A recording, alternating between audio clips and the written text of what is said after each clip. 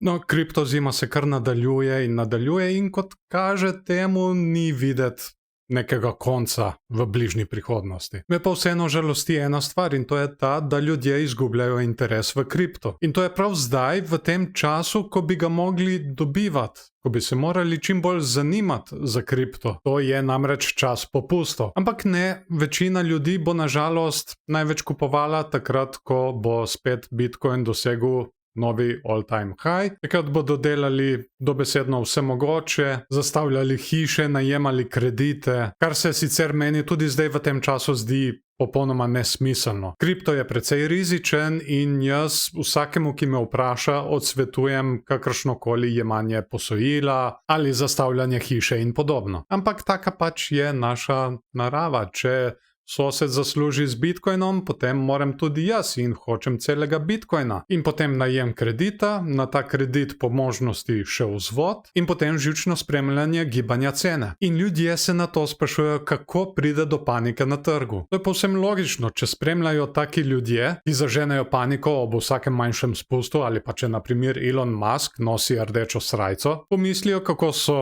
zadolženi, kaj vse so stavili in ko pride do paničnega prodajanja. Tukaj je treba delati ogromno na občutkih do denarja, drugače v tem poslu ne gre. In prav to traja leta in leta, da se nekdo nauči to obvladati. Kontrola lastnih emocij. Lep pozdrav, z vami sem Explicit, imamo vroče poletje in nizke cene. Če ste se morda spraševali, kako v taki situaciji nakupovati kripto, ima za vas kar nekaj dobrih nasvetov Alessio Rastani, ki sem ga imel v intervjuju v prejšnjem videu. Sva se kar precej pogovarjala na to temo, kot tudi o psihologiji in tako naprej. In ima tudi nekaj zelo dobrih predlogov, kako se obnašati oziroma kako kupovati na trenutnem trgu. Tako da res priporočam, da si ogledate ta video, link bo nekje tukaj zgoraj. Kaj se pa trenutno dogaja z Bitcoinom? Začeli so se kazati neki določeni bikovski vzorci. So to morda pokazatelji končno nekega preobrata ali bomo še padali naprej? Predlagam, da se kar potopimo v grafe.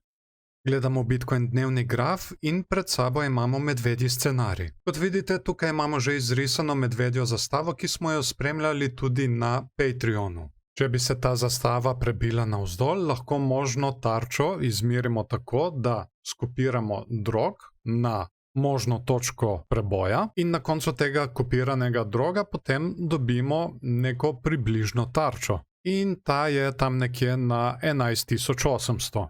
Tukaj zdaj vidimo, da je ta zastava bila prebita navzgor, kar je super, bo marsikdo rekel. Ampak jaz vseeno vidim problem v tem, da ne vemo, kakšna je dejanska širina te zastave. Recimo, lahko imamo širino na teh dveh vrhovih tukaj, ampak če malček bolj razširim, se točno ujema tudi s temi dvemi vrhovi.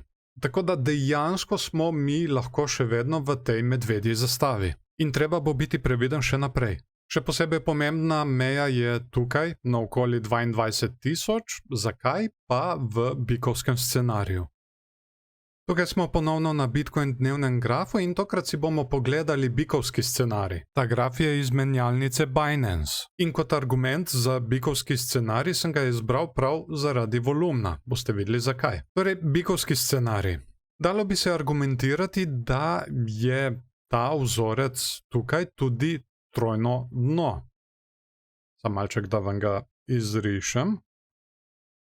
Torej, imamo eno dno tukaj, pa še eno tukaj in še enega tukaj. Ti so zdaj malo preširoki.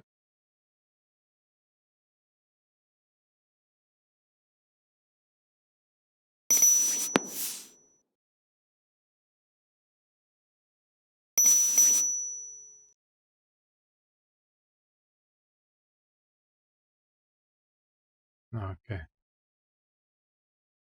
Torej, trojno dno, to je zelo močen bikovski vzorec. Kar je pri tem vzorcu zelo pomembno, je, da smo prebili ta dva vrhova tukaj.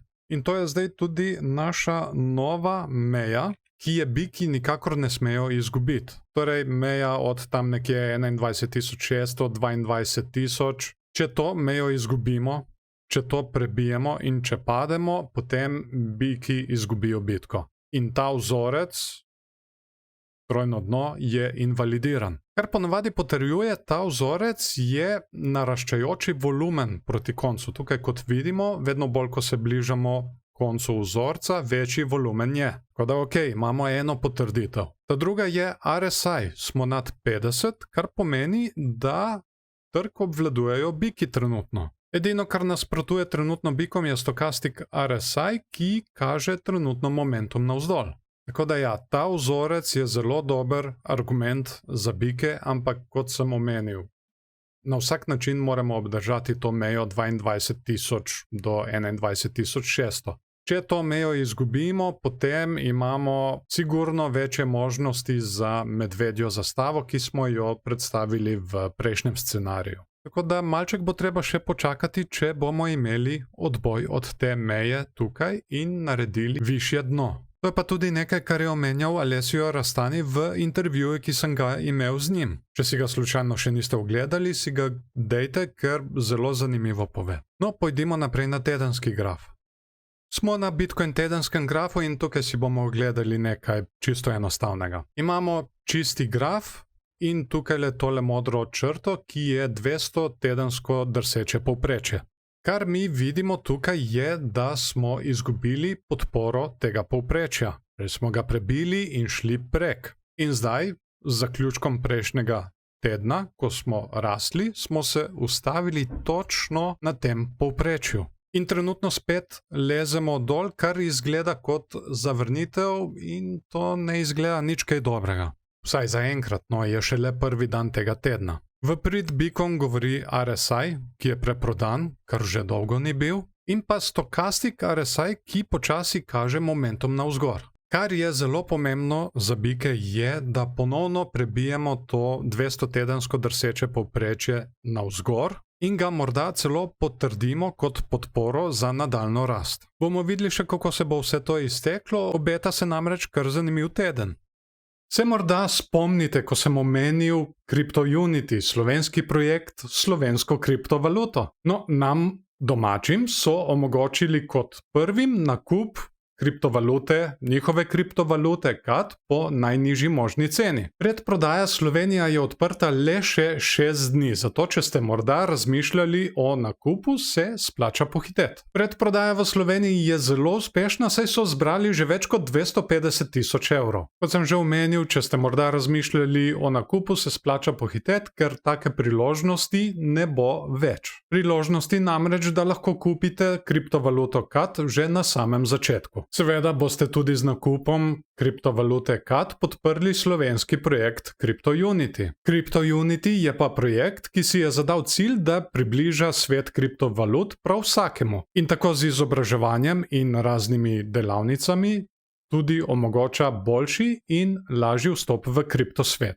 Ampak to še ni vse. Tim za tem projektom dela tudi na tem, da uporabniku dejansko ponudijo vse, kar rabi. In to bojo omogočili z njihovo all-in-one platformo oziroma aplikacijo. Ta bo imela tudi lastno platformo za trgovanje s kriptovalutami, NFT Marketplace. Raziskovali in preverjali bodo tudi razne ICO-je in IDO-je in imeli bodo poleg virtualne tudi fizično menjalnico. Če te morda zanima nakup kriptovalute CAD, jo lahko kupiš na spletni strani cryptounity.org in tam klikneš na predprodaja Slovenija. Kot sem že omenil, projekt mi je zelo všeč, ker dela na tem, da se uporabnik lahko sam izobražuje, da lahko dela sam na svoji samostojnosti. In to je tisto, tudi k čemur ciljajo moji videi. Hvala CryptoUnity za sponzoriranje tega videa, mi pa pojdimo naprej na analize.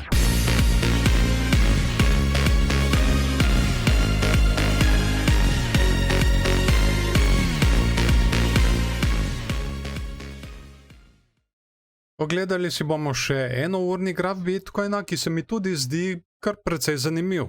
Naj vam pokažem zakaj. Če na primer tukaj izrišem en kanal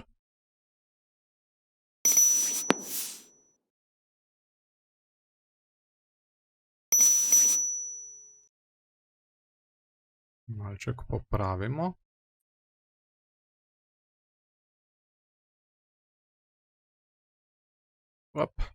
In seveda k temu sodi še drog. Imamo tukaj en lep primerek bikovske zastave.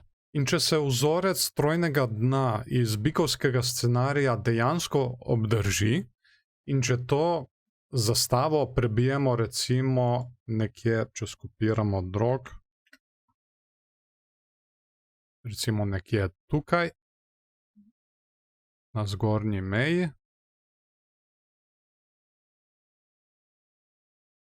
spremenim še obliko črke, lik tako, da bo prepoznavno, še malo pomanjšamo.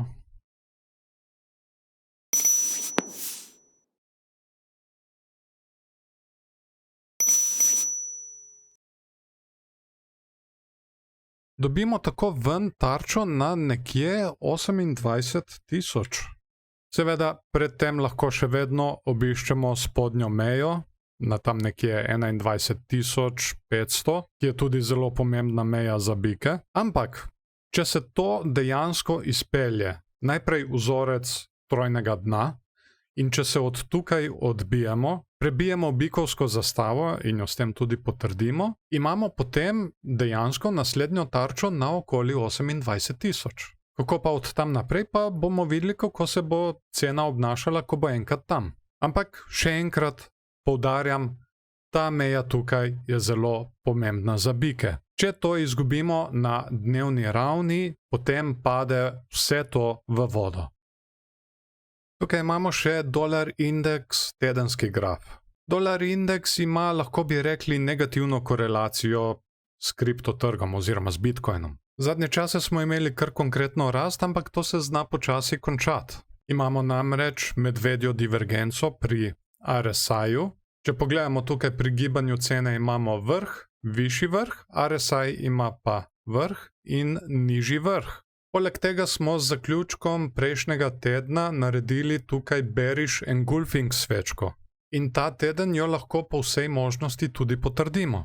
Ampak to še vedno lahko ne pomeni nič. Če pogledamo samo malček nazaj v preteklost, vidimo tukaj smo tudi imeli bearish engulfing svečko. Naslednja svečka je bila potrditvena in potem smo se enostavno odbili od tele trend linije in rastli še naprej. Tako da nič ni zagotovo, je pa tokrat razlika tudi v tem, da imamo tukajle bearish oziroma medvedjo RSI divergenco. Tako da najprej bomo mogli videti, kaj se bo dogajalo ob ponovnem stiku s tole trend linijo, preden bomo vlekli še kakršnekoli zaključke. Poleg vsega tega imamo pa tukaj še stokastik RSI, ki se počasi križa navzdol. In pa tudi tukaj imamo še eno medvedjo divergenco. Ja, tudi tukaj se da označevati divergence. Tako da, kot sem rekel, morali bomo še malček počakati, da vidimo, kaj se bo dogajalo enkrat, ko cena pride na tole spodnjo trend linijo. Tako, pa smo prišli na konec videa. Naj se na tem mestu zahvalim še vsem patronom, ki svojimi donacijami podpirajo ta kanal. Če morda želite postati eden izmed njih, so povezave na mojo Patreon stran spodaj v opisu videa. V zameno za podporo pa lahko dobite dostop do mojega dnevnika tehničnih analiz, kjer ne spremljamo samo kriptovalut, ker trgi so namreč med sabo povezani. Paket višje pa vam omogoča tudi predogled posebnih videov, kot so na primer tutoriali. Pa tudi nazadnje, ko sem imel na primer intervju z Alessijem Rastanjem, so si ga patroni lahko ogledali prej in tudi brez reklam. To je treba poudariti, ni reklam tam. Hvala vam, da ste si video ogledali do konca. Dajte mu všeček, če vam je bil všeč, ali pa ne všeček, če vam ni bil. Kako se kaj strinjate z današnjimi analizami? Ste morda vi opazili še kaj drugega? Sem morda jaz kaj spregledal? Kar napišite spodaj pod komentarje in z veseljem bom podebatiral z vami. Še naprej bom spremljal to zanimivo situacijo in čim bo kaj zanimivega, ali bomo imeli breakout, ali bomo spet padli, bom seveda posnel novi video. Zato se ga tudi ne bo splačalo zamuditi. Da pa ga ne zamudite, je najboljše, da se naročite na kanal in nastavite obveščanje. Le tako vas bo YouTube obvestil takoj o novih posnetkih, čim jih naložim gor. No, jaz vam želim še lep dan, čim manj vročine, upam, da ste kje na hladnem, ali pa da se namakate kje. Imejte se fajn in se vidimo v naslednjem videu.